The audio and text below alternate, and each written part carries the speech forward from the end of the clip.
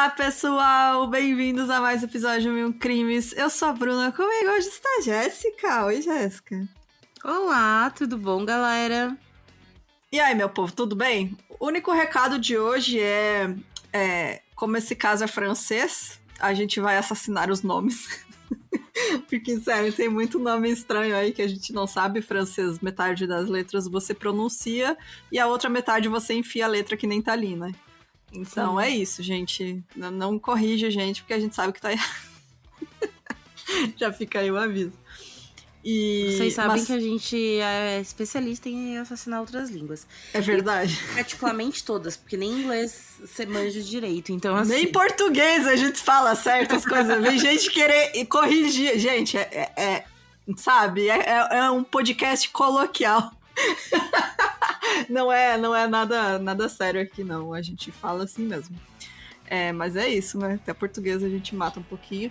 Então, bora lá para o caso de hoje.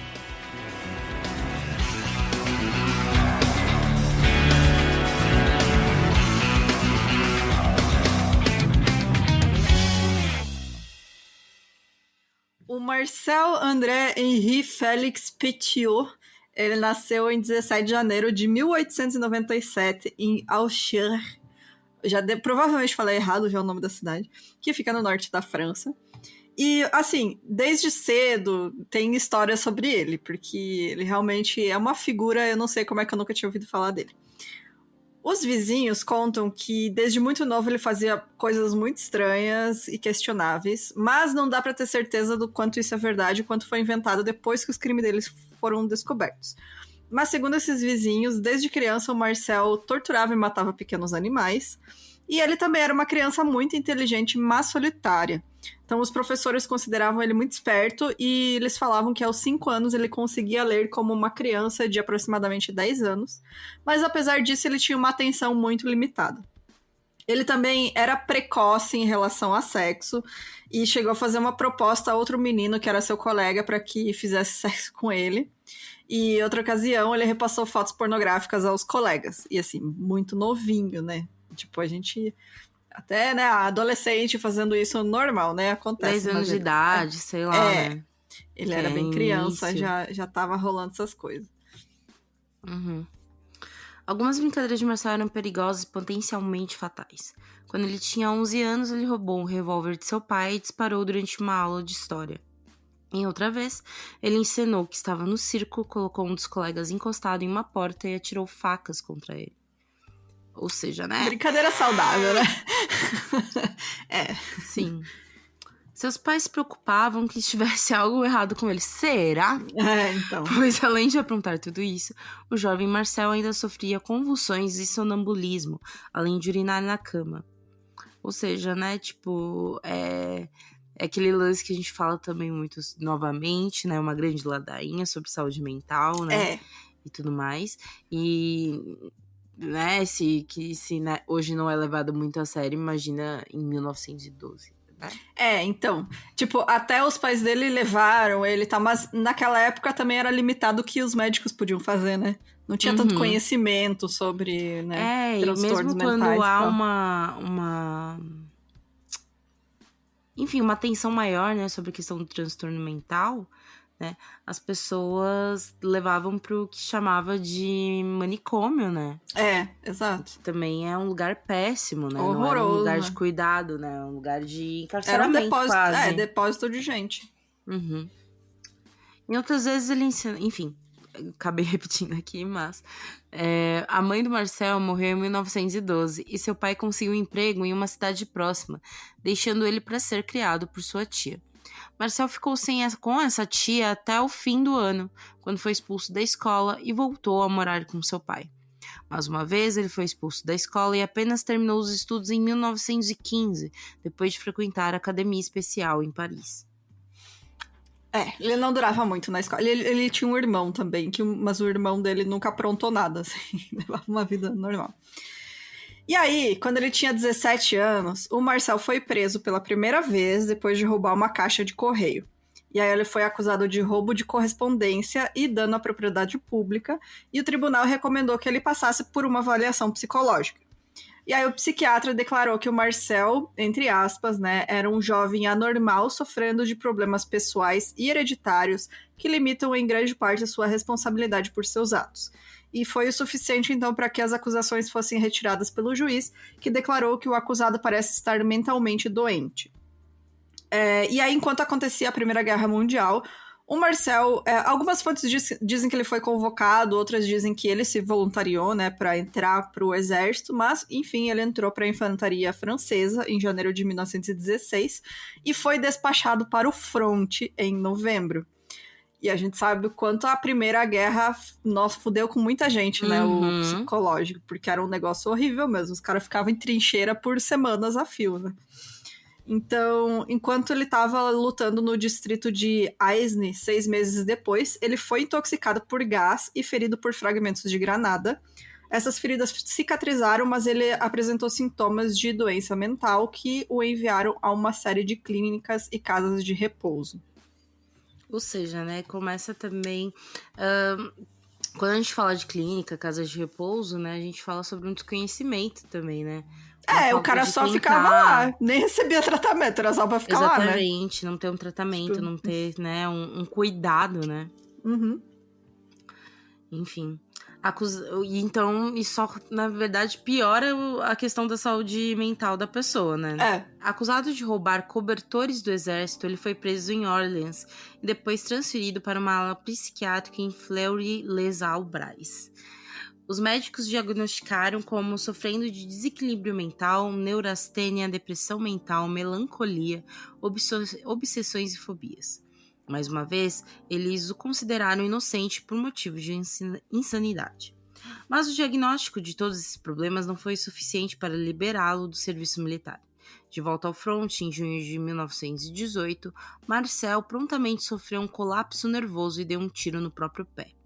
Transferido para longe da linha de frente, ele apresentou convulsões na estação ferroviária de Dijon em julho, ficando inconsciente a maior parte do dia, ou seja, né, falta de cuidado, né, e dentro da guerra você tá num ambiente super estressante, né? Nossa, total, né, cara? E eles estão nem aí, né, contanto que o cara esteja lá atirando, foda-se, né, tipo... Sim. Muita gente acabou fodida por conta disso. Mas no caso do Marcel, eu acho assim, a gente vê que sim, ele tem plena consciência do que ele faz errado, só que ele não tem interesse em parar as coisas erradas que ele faz, sabe? Tipo, não é uma pessoa fora de controle, sabe? Sim. Esse episódio, né, dele atirar no próprio pé, acabou rendendo uma licença de 3 semanas, mas não foi suficiente, né, para ele ser despachado de novo. Ele foi designado a um novo regimento em setembro de 1918, e aí o comportamento errático e queixas de dores de cabeça levaram ele de volta para o tratamento psiquiátrico em Rennes em março de 1919. E aí, dessa vez, os diagnósticos adicionais foram de amnésia, sonambulismo, depressão e tendências suicidas. E aí, finalmente, ele foi dispensado por razões médicas e ganhou uma pensão de invalidez de 40%. Então, o caso dele foi revisado em setembro de 1920, com a sua classificação de incapacidade aumentada para 100%. E aí o autor desse relatório sugeriu que o Marcel fosse internado em um asilo. Ele falou, ele não tem condições de permanecer em sociedade, ele realmente tem muitos transtornos aí não tratados, e ele precisa de ajuda e de atenção constante, pra, né, senão vai dar merda. Mas, né, a gente não estaria falando dele aqui se isso tivesse acontecido. E acabou a história, foi assim a história do Marcel. Marcel foi internado e acabou tudo bem, né? Não. E Marcel chegou a ir no hospital psiquiátrico, mas não como paciente. Auxiliado por um programa de educação acelerada para veteranos de guerra, ele concluiu a faculdade de medicina em apenas 8 meses e estava cumprindo o internato psiquiátrico em 2 anos em Évreux. Ele recebeu seu diploma de médico em 15 de dezembro de 1921 pela Faculté de Médecine. Medicine é ótimo. Né? De Paris. De Paris. De Paris é. Eu tô muito fluente. Apesar de todo o seu histórico criminal e diagnósticos de transtornos não tratados, Marcel se tornou médico. Ele se mudou para Villeneuve-sur-Yonne, uma antiga vila no rio Yonne, e ao chegar, o médico de 25 anos, né? Nossa, tudo isso muito novo, né? É, muito novo. Imprimiu panfletos comparando-se com 2 médicos idosos experientes da cidade. Os panfletos diziam: Dr. Petiot é jovem e apenas um jovem médico pode se manter atualizado sobre os métodos mais recentes nascidos de um progresso que avança a passo de gigante. É por isso que pacientes inteligentes confiam nele. O Dr. Petiot trata, mas não explora seus pacientes. Isso aí é muito passivo-agressivo contra o concorrente. Demais, cara, demais. Ele chegou Ele já é o botando a Burger banca. King do médico. Tipo isso. E assim, ele realmente sabia fazer propaganda, que acho que era uma coisa na época que os caras realmente não se ligavam de fazer, sabe? E aí ele conquistava muita gente assim, né? Muitos pacientes assim. E realmente deu certo, né? Em pouco tempo, ele era considerado charmoso e popular com a maioria dos pacientes. Inclusive, muita gente foi entrevistada depois que estourou todo o caso e as pessoas, assim, no geral, diziam que ele era um bom médico, era atencioso. Só que, né, quando ele não era muito ruim. E aí, ele iniciou um esquema para ganhar mais dinheiro. O que ele fazia? Ele inscrevia os pacientes para assistência médica do Estado. E aí ele era pago 2 vezes, uma pelo paciente e uma pelo Estado, pelo governo. Ele dava o golpezinho. E ele também tinha um problema muito sério que ele favorecia narcóticos viciantes em suas prescrições. Então ele realmente fazia com que as pessoas se viciassem em remédio. Coisa que a gente vê hoje em dia nos Estados Unidos, né? A crise dos opioides. Aí recomendo todo mundo pesquisar sobre o tema, porque é absurdo.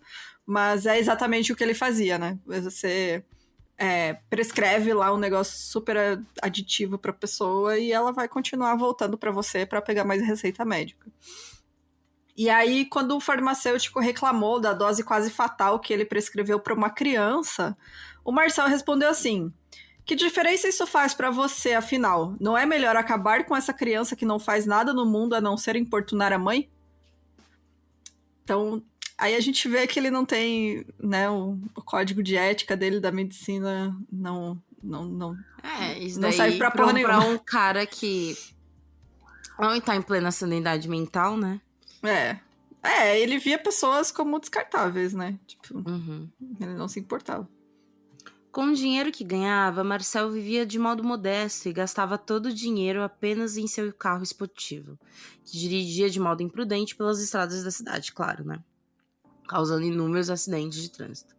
Além disso, ele continuava fazendo pequenos roubos. Seu irmão Maurício insistia em revistar seus bolsos toda vez que ele o visitava, para garantir que Marcel não tinha roubado nada. Em um dos lugares que morou, ele foi despejado pelo dono do local depois de roubar móveis e utensílios, mas minimizou as ameaças de ser preso, dizendo que, por ser como lunático declarado, ele nunca iria ser condenado. Mano... ele ainda dizia e usava a favor dele. Então, por isso que eu falo que ele tinha plena consciência do que ele fazia era errado. Mas ele se aproveitava, assim, desses transtornos que ele tinha e falava assim, pode me entregar pra polícia e tal, eu não vou ser condenado. Eu sou maluco, eles não vão me condenar. Ele falava assim, sabe? Então, ele se aproveitava da condição dele.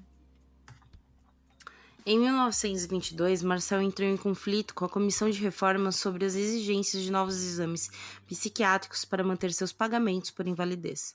Ele declarou que, pura e simplesmente, me recuso a aceitar qualquer pensão por invalidez para evitar ser submetido ao que considero um exibicionismo mais do que desagradável. Ainda assim, ele continuava recebendo os pagamentos. Não quero ser parecer aí uma atração de circo, mas ao mesmo tempo, né, vou ganhar dinheiro. Ele foi examinado mais uma vez em julho de 1923 e os médicos relataram que sua língua estava toda marcada pelas mordidas que ele dava, né, na língua durante os ataques epiléticos e que o Marcel demonstrou total indiferença sobre o seu próprio futuro. E aí a pensão dele foi reduzida para 50%. E no início de 1926, ele começou um relacionamento com Louise Delavaux, que era filha de uma paciente sua, uma paciente idosa. E logo depois que eles começaram a ter esse caso, a casa das duas foi assaltada e incendiada. uma coincidência muito estranha. Mas ninguém ligou aos eventos, né? E o Marcel foi considerado suspeito quando a Louise desapareceu em maio de 1926. Os vizinhos se lembravam de ter visto Marcel carregar um grande baú em seu carro, muito parecido com um baú que foi recuperado no Rio semanas depois, cheio com restos desmembrados e decompostos de uma jovem que nunca foi identificada. Ignorando a coincidência, a polícia procurou Louise brevemente e depois a considerou como uma fugitiva, abandonando as buscas por ela, né? Ou seja, menor interesse, né? Né? Por solucionar o caso. Pouco depois de Louise desaparecer, Marcel resolveu entrar para a vida política. Faz sentido também. A campanha foi acirrada e movimentada, e Marcel elaborou um plano para ficar na vantagem. Ele arrumou um cúmplice em julho de 26, quando aconteceu o último debate entre ele e outro candidato. Seu cúmplice cortou a energia do auditório logo após Marcel discursar, tirando a chance de seu oponente também fazer o discurso. O corte de energia também resultou em um blackout na pequena vila e causou diversos incêndios. Marcel ganhou a eleição com uma grande vantagem, ou seja, né? Né? Uma manipulação bem... ele falou, eu vou ganhar essa antiga. porra. Nossa, cara, cortar a luz do lugar pro cara não discursar, né? Que sacanagem. E aí, o oponente dele chegou a dizer, mais tarde para a comissão de reforma, que o Marcel ficava assim, dizendo que ele fingia ser insano para escapar do serviço militar. Né? Mas outra revisão do caso confirmou o diagnóstico original, que ele realmente tinha transtornos, né? E pronunciando as alegações de fraude do Marcel como outra manifestação do estado mentalmente desequilibrado do sujeito. Agora, prefeito, o Marcel... Cara, o Marcel não toma jeito, cara. Tipo, ele podia viver uma vida de boa, né? Já podia antes como médico, agora como prefeito. Mas não, ele continua a praticar os mesmos crimes de sempre. Ele era suspeito de roubar dinheiro do tesouro da cidade. Ele foi suspeito também de roubar o bumbo de uma banda. Gente, o bumbo da banda. O que ele quer com isso, né? Não, é só por roubar. Até mesmo uma grande cruz de pedra que ele tinha considerado uma monstruosidade. Dizem que ele roubou. E alguns o desprezavam, outros o chamavam de melhor prefeito de todos os tempos. Não duvido, né? Porque tem gente que acha o Bolsonaro o melhor presidente que a gente já teve. E o Marcel, por sua vez, culpou seus inimigos políticos por todas as críticas e acusações. Em junho de 27, Marcel se casou com Georgette Lablais, a filha de 23 anos de um rico proprietário de terras. Seu único filho, Gerhard, nasceu em abril do ano seguinte. 8 meses depois, Marcel foi acusado de roubar várias latas de óleo de um depósito ferroviário. Na verdade, ele havia comprado o óleo legalmente, mas cometeu fraude ao negar o recebimento da remessa e reivindicar o reembolso. Ou seja, golpista de várias maneiras. No início ele de sempre 1930, dá um jeitinho. Sim. No início de 1930, o Tribunal de Sens multou-o em 200 francos e o condenou a 3 meses de prisão. Marcel foi suspenso do cargo de prefeito por 4 meses, mas conseguiu reverter a condenação na apelação. Em março de 1930, um incêndio destruiu a casa do sindicalista Armand de Balve. Sua esposa Henriette, obrigada, foi encontrada dentro de casa, espancada até a morte, com um instrumento contundente. A polícia suspeitava de um assassinato durante o roubo, já que 20 mil francos foram dados como desaparecidos da casa. Espalharam-se rumores de que a Henriette era amante do Dr. Marcel Petiot e que ele foi visto perto de sua casa na noite do crime. Ou seja, né, já vamos alastrando, né, para crimes maiores cada vez mais, né? Apesar que ele já tinha cometido assassinato, né? Ele já tinha assumido com a moça lá, né? Então... eu acho que ele foi testando o que ele podia fazer e viu que não foi pego, né, no assassinato, e aí foda-se. E tinha a principal testemunha desse caso, né, era um homem chamado Fiscot, e ele declarou publicamente que ele tinha planos para testemunhar, mas antes disso ele fez uma visita ao escritório do Marcel para uma consulta, porque ele ainda encontrava pacientes, né. Então o Fiscot, ele estava procurando tratamento para reumatismo, e ele recebeu uma injeção e morreu 3 horas depois. Que coincidência, né? Aí o Marcel assinou o atestado de óbito culpando seu falecimento como sendo causado por um aneurisma. Que coincidência, né? A única testemunha ali do caso.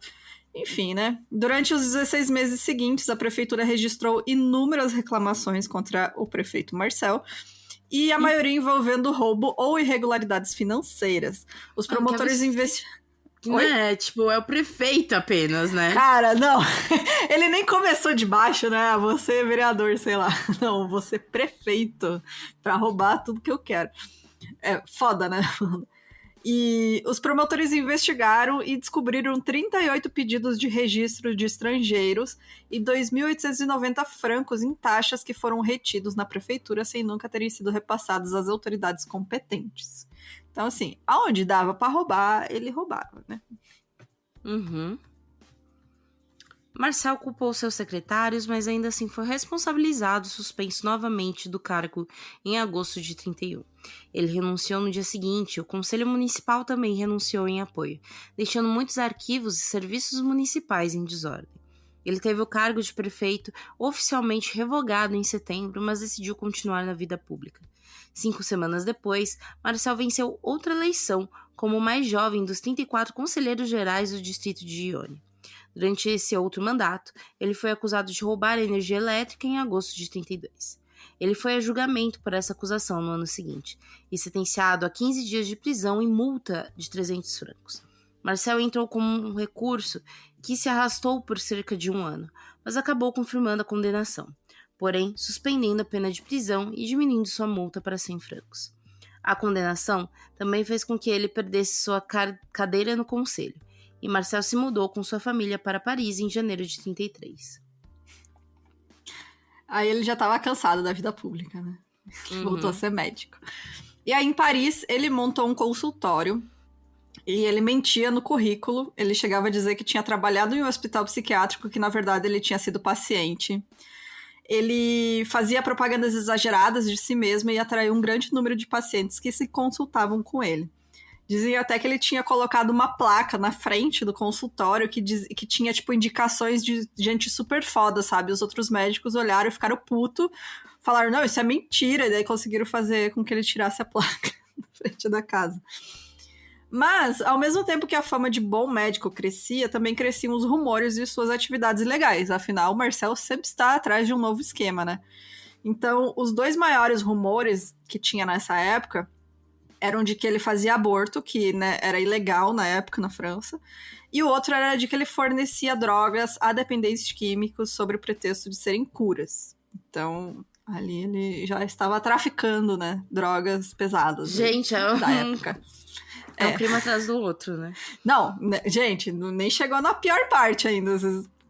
Esse cara, o currículo de crime dele realmente é impressionante. Mais do que o de médico. Em 34, Raymond Hans, de 30 anos, visitou Marcel para o tratamento de um abscesso na boca. Ela ainda estava inconsciente quando ele a levou para casa após cirurgia. Raymond nunca recuperou a consciência e morreu algumas horas depois. Sua mãe, Anna Coquille, exigiu uma autópsia que revelou níveis significativos de morfina no corpo dela. O legista adiou o enterro até que sua investigação fosse completamente concluída, mas as autoridades encerraram o caso sem apressar acusações. Ana renovou suas queixas em 42, mas o tribunal manteve sua conclusão original de morte por causas naturais. Marcel chegou a ser investigado pela primeira vez por violações de narcóticos em 35, mas a polícia não encontrou evidências que sustentassem o caso. No ano seguinte, ele conseguiu autorização para assinar certidões de óbito, ou seja, aí ferrou, né? E mais uma vez ele se aproveitou de um cargo para roubar. Em dezembro de 42, intimado para declarar a morte de um advogado rico, Marcel foi acusado de roubar 74 mil francos na casa do falecido. Mano. Você chama o médico lá pra fazer o atestado de óbito do velho que morreu. Justamente o médico que, tipo, todo mundo denuncia. Chama o mão leve, né? O cara que chega lá e rouba as coisas da casa. E aí, em abril de 36, ele foi pego furtando um livro em uma loja. E aí, nisso, ele agrediu um policial, né, que foi pra cima dele e fugiu a pé. Mas ele se entregou para a polícia 2 dias depois, implorando por misericórdia, citando seus registros militares como prova de que não era responsável por seu comportamento. E aí a polícia retirou a acusação de agressão e o Marcel foi absolvido de roubo por motivos de insanidade.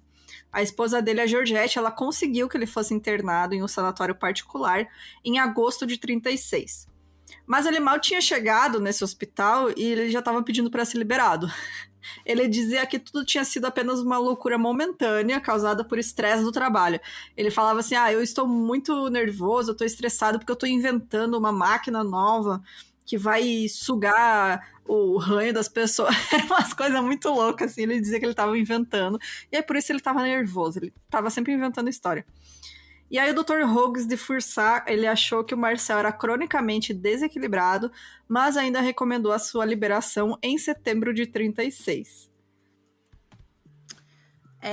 Então a liberação de Marcel foi adiada enquanto o tribunal nomeava mais 3 psiquiatras para revisar seu caso. Sendo que, gente, uma pesquisa dava pra ver o quanto que ele já foi internado e tudo mais, Porra, sabe? né? Tem todos os registros de tudo, sabe? Exato. Não precisa muita coisa. Enfim, né? Mas eles queriam ter certeza, né? O relatório do painel expressou fortes dúvidas quanto à boa-fé de Petiot e qualquer outro ponto durante este caso. Mas os médicos não conseguiram encontrar bases legais para detê-lo. Marcel foi liberado em fevereiro de 37.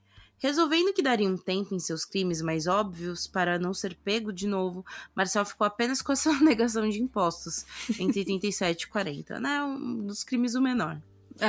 Ele foi pego e acusado de fraude e precisou pagar uma multa de 35 mil francos. Com a Segunda Guerra em andamento, Paris foi ocupada por alemães nazistas em 1940, e Marcel aproveitou para criar seu maior esquema criminoso até então.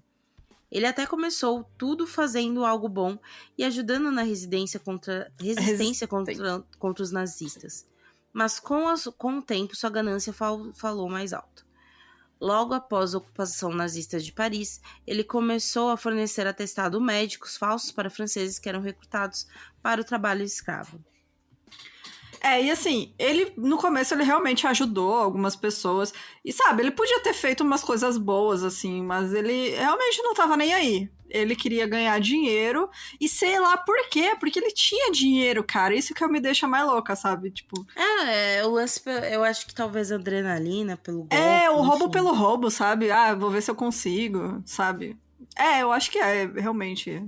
Né? Tipo, essas coisas de golpista mesmo, né? Sim. O prazer de dar o golpe. Exato. E aí, ele realmente fez umas coisas massas, assim, ajudou uma galera, mas depois ele se aproveitou, né, da situação de muitas pessoas em situação vulnerável. Mas voltando no começo, né, ele também tratou de trabalhadores doentes e feridos que voltavam da Alemanha, né, para a França, e obtinha informações sobre os movimentos de tropas nazistas e desenvolvimento de armas. Ele tinha uma rede, né, de informantes. Essa pessoal que trabalhava com ele chamava Flytox, que era o nome de um inseticida popular, já que os informantes eram apelidados de moscas. Então, eles espionavam o quartel-general da Gestapo em Paris para identificar os colaboradores para que pudessem ser eliminados por equipes de assassinos da resistência. Mas, assim, o Marcel não liderava nada, sabe? Ele só fazia parte ali, mas era, tipo, um cargo muito, muito, muito baixo, sabe? Ele não tinha tanto conhecimento sobre essa questão da resistência, ele só participava. Então, ele não era um líder, apesar dele dizer que ele fez muita coisa. E não, ao mesmo tempo, né? Então ele contava muitas histórias de batalhas patrióticas que nunca foram travadas. Ele alegou ter inventado armas secretas que matavam nazistas sem deixar vestígio. Ele dizia que ele tinha inventado umas coisas aí. E ele dizia estar trabalhando com um grupo de espanhóis antifascistas em Paris, mas esse grupo nunca foi encontrado. Ninguém nem sabe da existência deles. Tudo invenção dele. Ele também contava histórias sobre plantar bombas e armadilhas pela cidade. Então ele realmente se colocava como um herói da França, sabe? Que estava ajudando na resistência contra o nazismo e que estava ali envolvido com várias pessoas também da resistência, mas no fundo ele só fazia uns trabalhinhos ali, fornecia uns atestados, etc. Sim. A principal operação de Marcel, depois de 1940, era revelar rotas de fuga para potenciais fugitivos.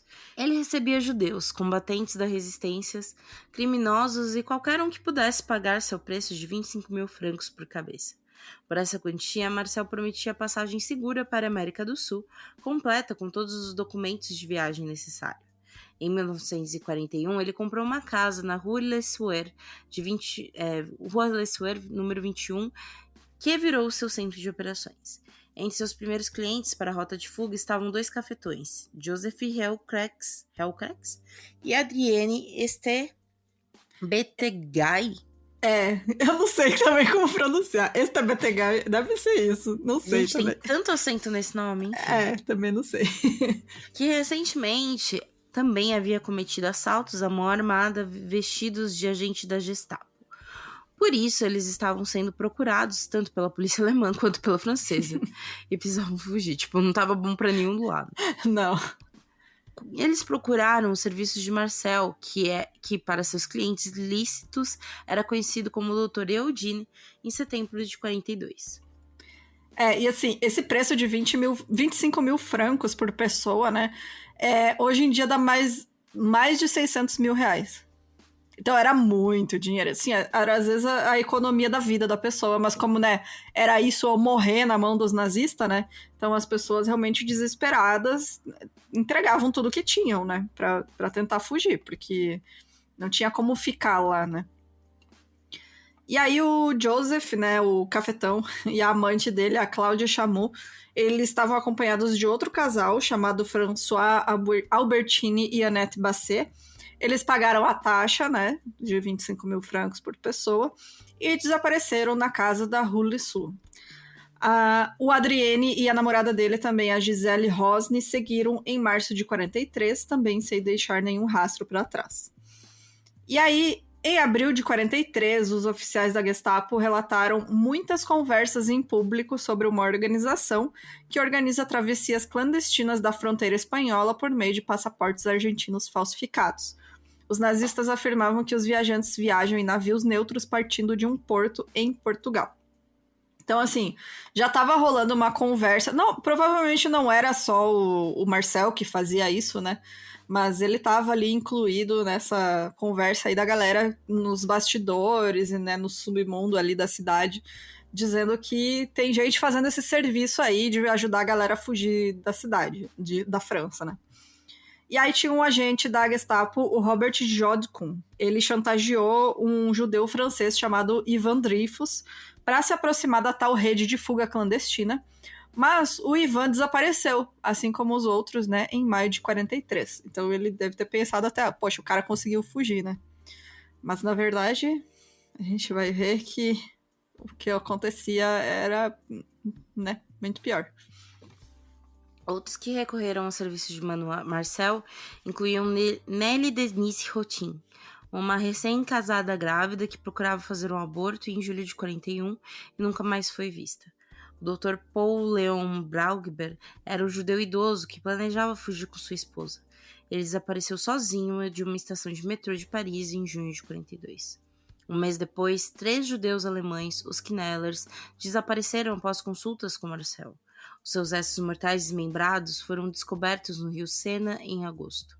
Mais 3 refugiados da família Wolff desapareceram na Rue Le Sueur, enfim, junto com seus 6 amigos. Outro cafetão, Joseph Pierres, também fez uma viagem sem volta com sua amante Josephine Aimé Gripay.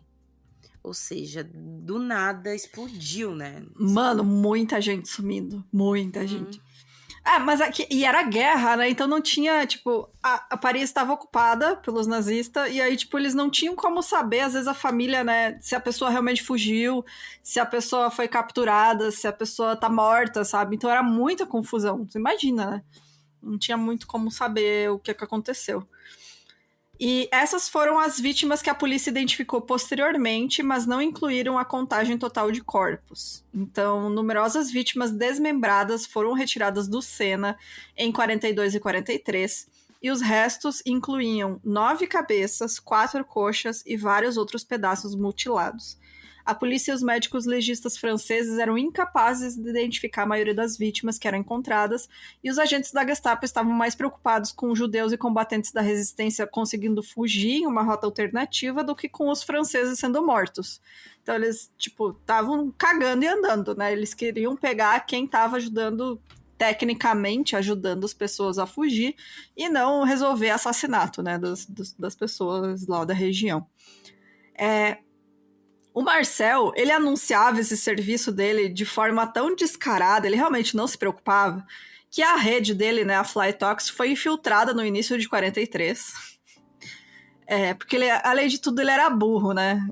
O Marcel, ele não consegue, ele é burro, ele tem que falar, né? Tem que contar a vantagem, inventar a história. Então, o informante chamado Charles Beretta tinha conseguido entrar na operação e forneceu nomes à Gestapo. E aí, em maio, os nazistas prenderam Raoul Fourier, Edmond Pintat e René Gustave Maisondet. E torturaram eles até eles nomearem o Marcel Petiot como sendo o tal do Dr. Eudine, que estava, né, fornecendo as rotas de fuga. Então, o Marcel foi preso junto com os outros em Fresnes. E, embora os nazistas tenham revistado a casa e as outras propriedades, eles não encontraram o verdadeiro cemitério que tinha na Rue Lesourd. Então, o René foi libertado 2 semanas depois, mas o Marcel, o Raoul e o Edmond, eles passaram 8 meses na prisão. Eles foram repetidamente torturados, mas se recusaram a trair os membros da resistência, que eles conheciam. Porém, no caso do Marcel, ele não conseguia fornecer nomes porque ele nem fazia parte da resistência. Como eu comentei, né? Ele, era das castas mais baixas, assim, de gente que fazia serviços pra resistência, de vez em quando lá dava os atestados pra galera e tal. Mas ele realmente não era envolvido com nada, porque a galera não confiava nele. As pessoas realmente, né, quem tava na resistência, imagina, a galera muito desconfiada, né? Muito esperta também, né? E realmente só botavam pra dentro quem era realmente de confiança, né? Então eles viam que ele não ele tava sempre contando história e que ele abriu o bico muito fácil, então ele realmente não tinha o nome de ninguém, assim, pra dar, né, pros nazistas. Sem conseguir respostas, os nazistas liberaram os 3 em janeiro de 44. Em 11 de março daquele ano, os vizinhos da rua Rue Lesourd, enfim. Nossa, eu tento meter um sotaque e fica meio espanhol, né, mano? É isso, né? Não tem o que fazer. Reclamaram à polícia sobre o mau cheiro na área e uma grande quantidade de fumaça saindo de uma chaminé da casa. Temendo um incêndio na chaminé, a polícia chamou os bombeiros que entraram na casa e encontraram um grande incêndio em um fogão a carvão no porão. No fogão, espalhados no porão, estavam restos humanos. Além de encontrados no porão, restos humanos também foram encontrados em uma cova parcialmente preenchida com cal no quintal e uma sacola de lona. Na casa também foram encontradas partes de corpos suficientes para pelo menos 10 vítimas. Também espalhados pela propriedade estavam roupas e diversos pertences das vítimas. E aí o Marcel passou a ser um fugitivo, né? Quando ele viu a polícia indo pra casa dele, ele se mandou. E aí, com a ajuda de amigos e pacientes, né, que ele tinha, ele mudava de nome, de endereço. E para essas pessoas, ele dizia que estava sendo procurado pela Gestapo porque ele tinha matado alemães informantes. Então ele mentia, né? Essa galera tentando ajudar ele, achando que ele era da resistência, estava fazendo ali um trabalho massa. E não, ele tinha assassinado pessoas que estavam fugindo, né, para não serem mortas pelos nazistas. Então, o Marcel, ele saía somente à noite e às vezes ele voltava com armas que ele dizia ter conseguido capturar das patrulhas nazistas. Então, a polícia parisiense entrou em greve em agosto de 44. Eles estavam sitiados na prefeitura por tanques e tropas alemães. E naquele mês, o Marcel, que usava o nome Henri Valéry, ele ingressou nas forças francesas do interior, a FFI, e ele foi comissionado como capitão, encarregado da contra-espionagem e interrogatório de prisioneiros no distrito de Heuly, em Paris.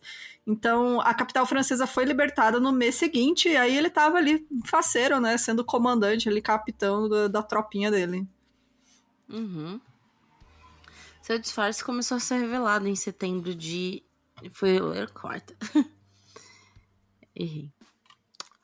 Seu disfarce começou a ser revelado em setembro, quando 2 soldados da FFI da unidade dele roubaram o prefeito de Tessancourt, roubando 12,5 milhões de francos em dinheiro e selos colecionáveis de sua casa antes de matar a vítima na frente de testemunhas. 3 jovens denunciaram o crime a Marcel, que prontamente os jogou na cadeia. Um tenente da FFI tentou investigar, mas foi afastado do caso. Os bandidos foram brevemente detidos e depois soltos. Os ladrões desapareceram, assim como o dinheiro. 3 dias após o roubo e assassinato, o jornal Resistance publicou um artigo sobre o fugitivo Marcel. A história o chamou de soldado do Reich, que supostamente vestiu um uniforme alemão para caçar patriotas franceses em Avignon em março de 43. O advogado René Fleuriot, advogado de defesa de Marcel nos casos de narcóticos de 42, recebeu uma carta de seu cliente fugitivo que condenou o artigo do Resistance como uma coleção de mentiras sujas de chucrute. Dizendo que era coisa dos alemão. Mas, tipo...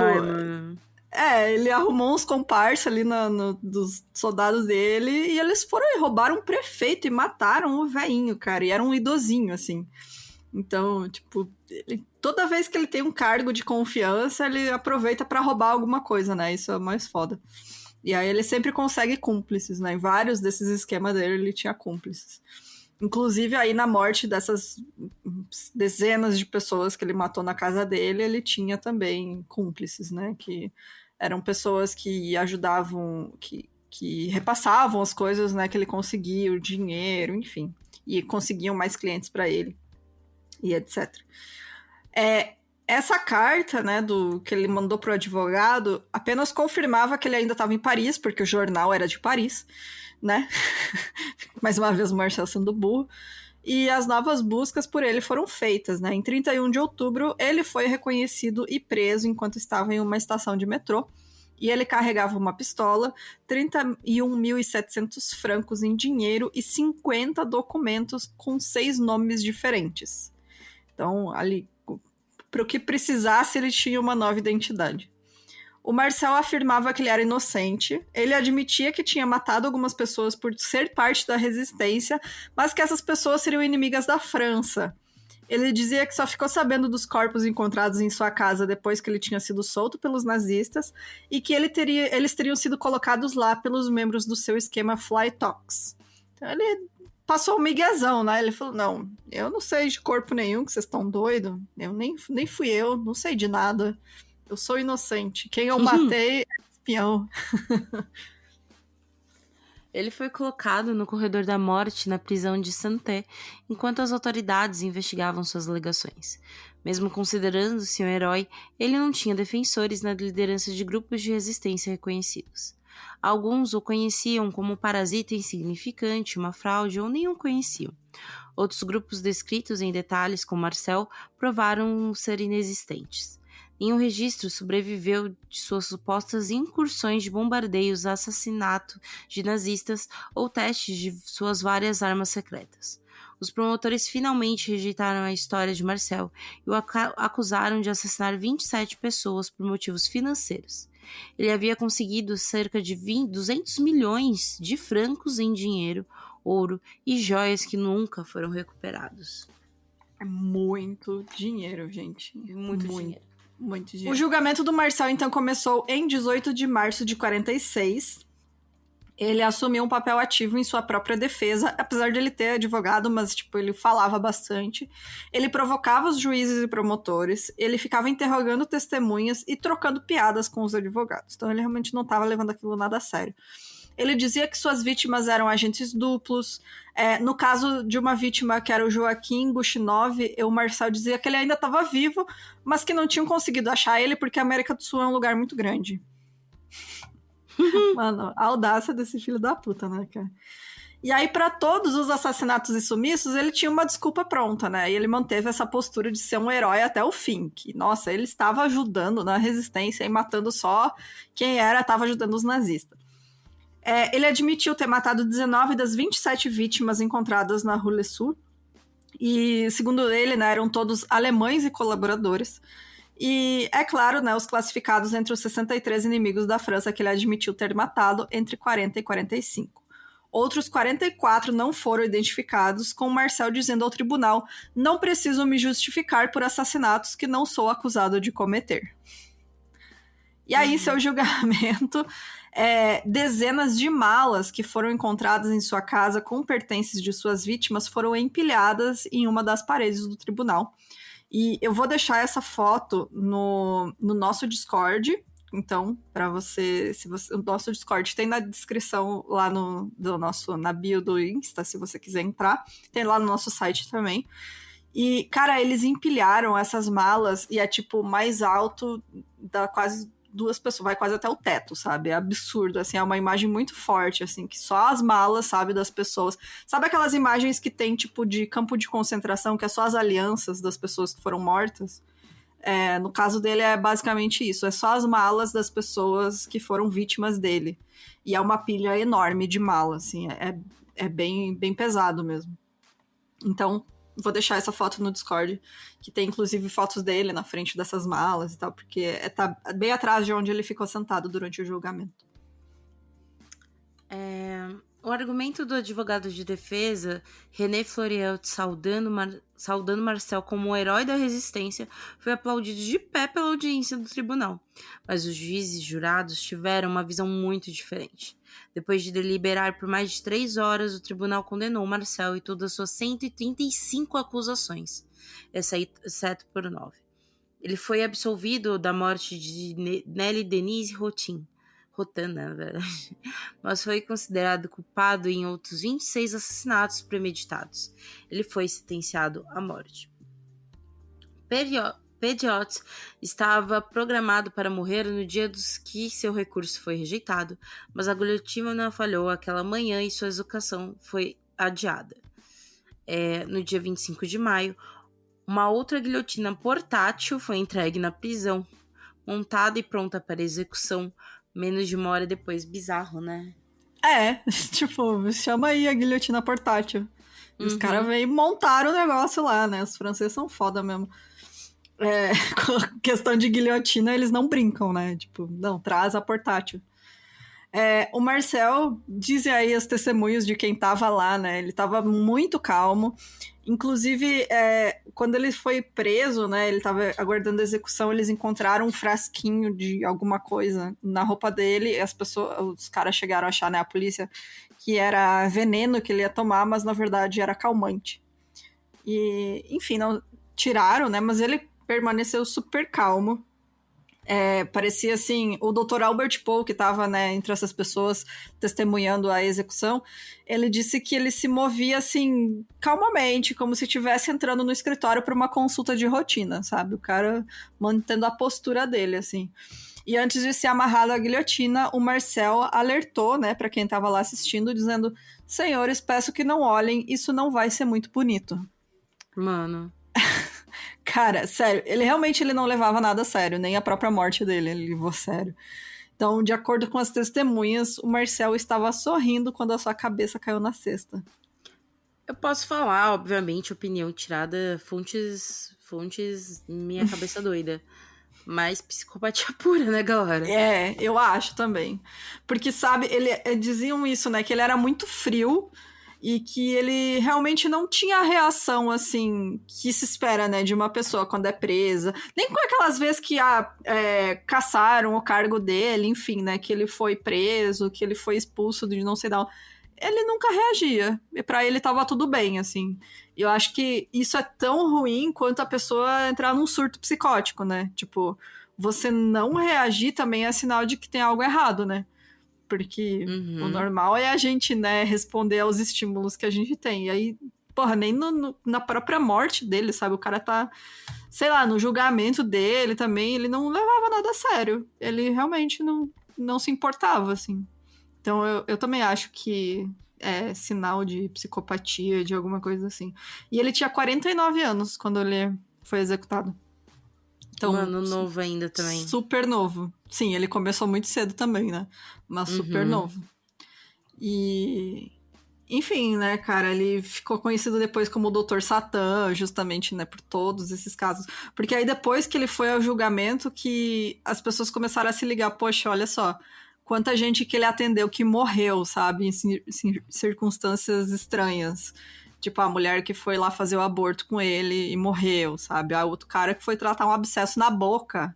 A moça foi tratar um abscesso na boca, gente, e morreu, sabe? Sim. Então, ele realmente ele não se importava com a vida das outras pessoas mesmo. Mas pra mim o pior é essas pessoas que estavam desesperadas tentando fugir, né? Sim, porque aí é a esperança, né? Tudo lá. E eu não comentei aqui como ele matava essas pessoas, mas ele dizia que tinha que dar uma vacina nelas para elas poderem entrar na Argentina, na América do Sul. E aí ele, nessa seringa que ele usava dizendo que era uma vacina, era cianeto. Mano. Então ele injetava cianeto nas pessoas, morriam na hora. E aí ele incendiava os corpos e tal, né? Roubava as coisas. Mas realmente, é muito triste isso. Tipo, eu fiquei muito puta porque o cara, sabe, pegar gente desesperada tentando fugir, tentando se salvar e matar elas assim, sabe? É muito triste. Mas é isso, gente. Tem mais algum comentário? Não, por agora não. Só chocada. Chocada, sempre, né? A gente fica. Então, bora lá para os comentários do caso da semana passada. Bora lá.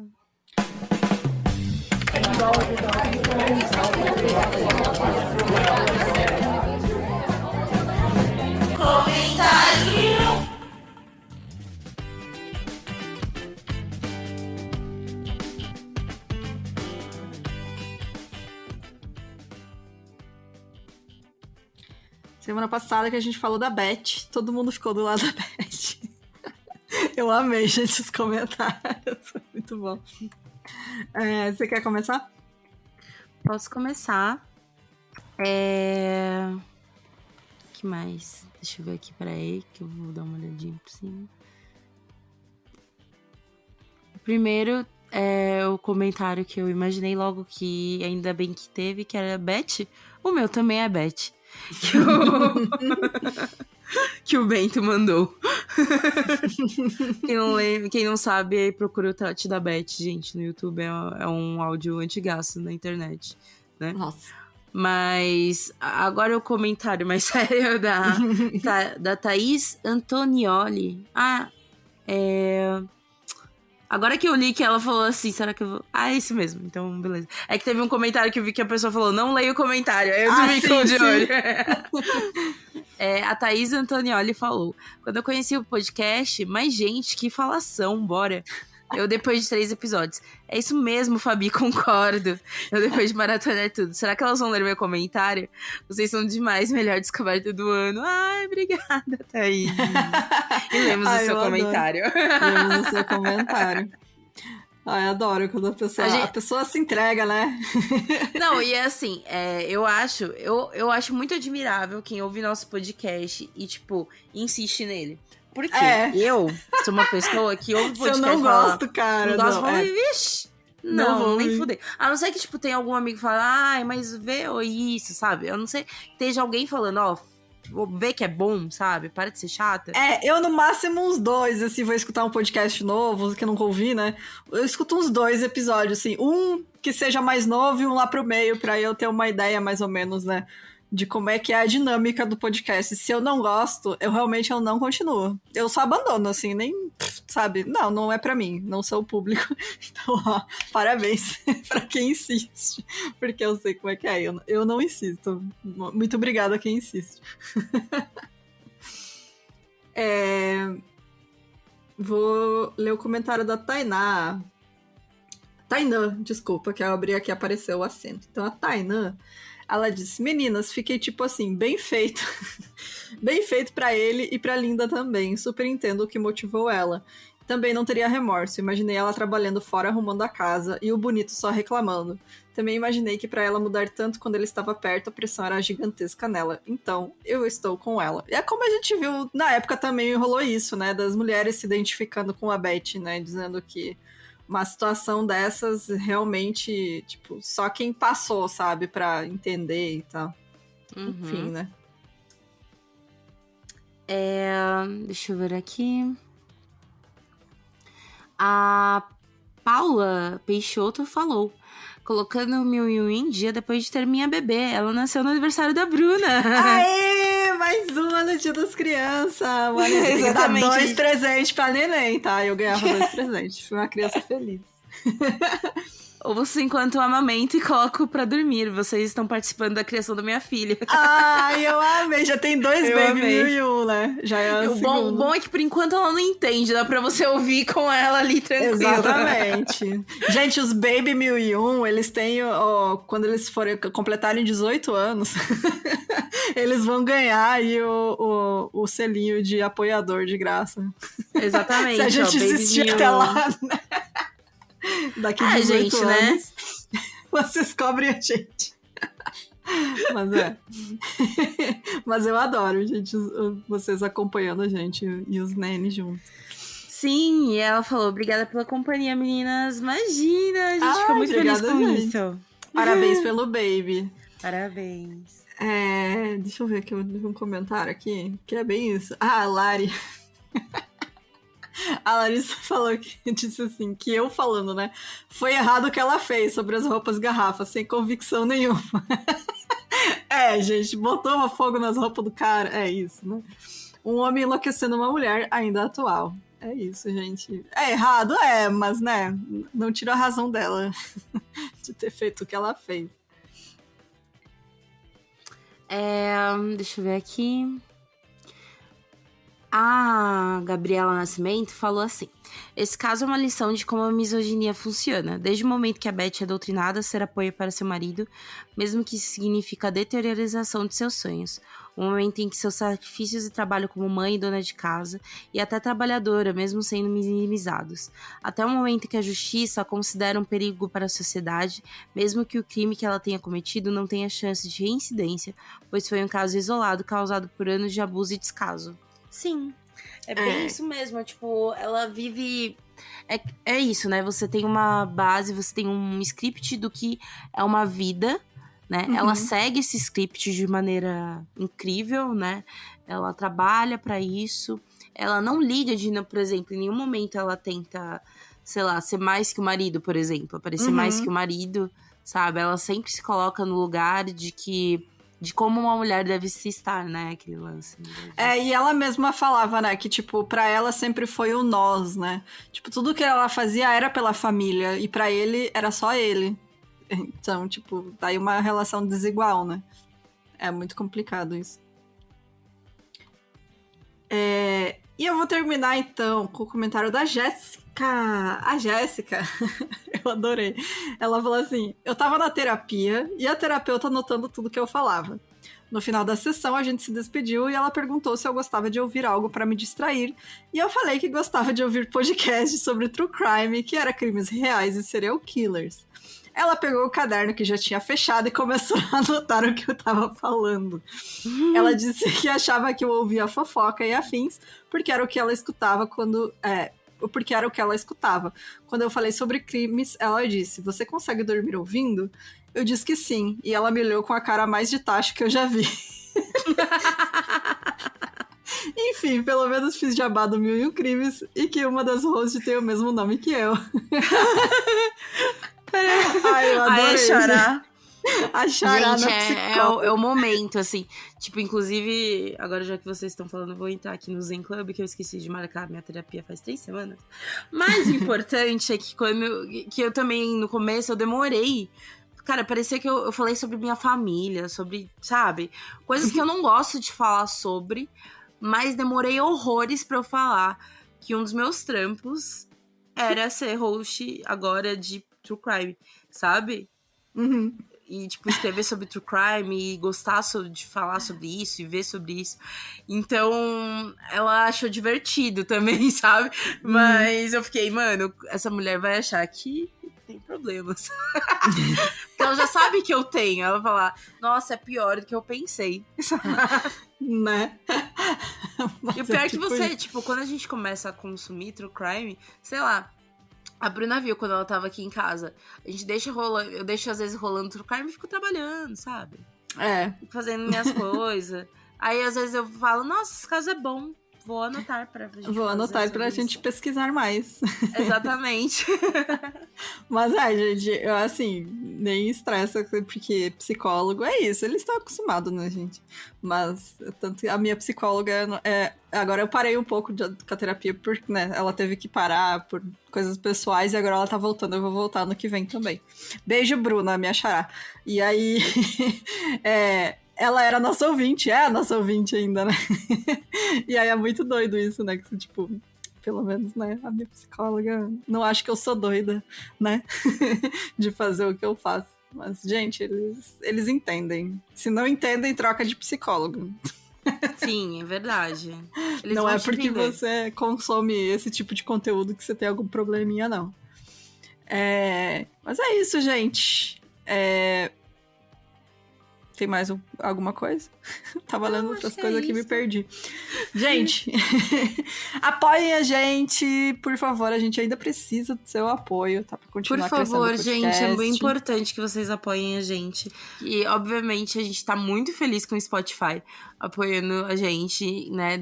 Que a gente tá no Academy, pra quem não sabe. Uhum. A gente é exclusivo Spotify agora, então... Agora, obviamente, faz vocês um ano sabem, já, né? amiga. Já faz um ano. E vocês bem sabem, né? Porque vocês estão vindo no Spotify. Mas, enfim, a gente é exclusiva, né? Desta plataforma, né?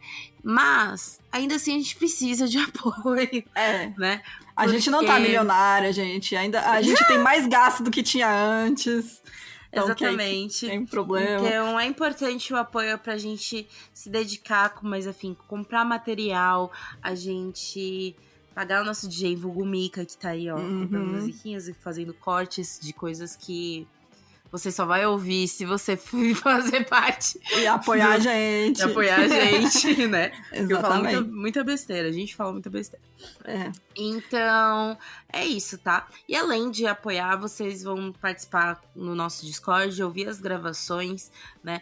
A gente tem um grupo no Telegram, onde isso a gente aí. fala aleatoriedades. Entendeu? De tudo. Pode mandar o que quiser lá. Mais pra frente a gente pensa em novidades ainda. Isso. Se vocês também tiverem sugestões de coisas que vocês acham legais de ter como apoio. Pode mandar pra gente. Podem mandar pra gente.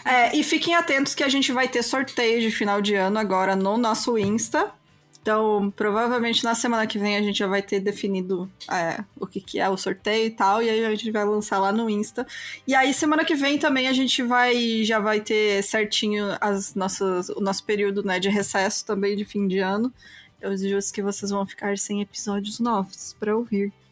E aí você volta lá e escuta de novo os que você já ouviu. Pra não ficar sem ouvir a gente. Mas é isso, gente. Beijos. Até semana que vem. Tchau, tchau. Beijo, pessoal.